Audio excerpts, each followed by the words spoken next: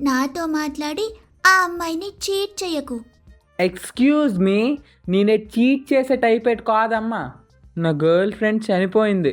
చనిపోయిన గర్ల్ ఫ్రెండ్లా నువ్వు ఉన్నావు. అందుకే పలకరిద్దామని ఓ మాట ఇసిరాను.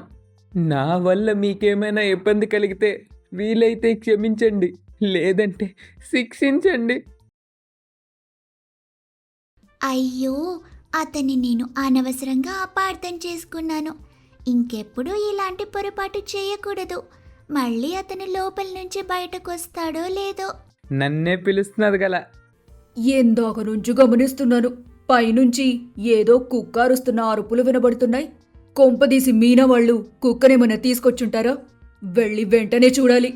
అత్తయ్య, ఆ చార్లీని జాగ్రత్తగా చూసుకోమని చెప్పాను కదా. అది వెళ్ళి ఆ పక్కింటి కుక్కతో తన భాషలో మాట్లాడుతుంది. అది మా ఓనర్ విన్నట్టుంది, పైకొస్తుంది.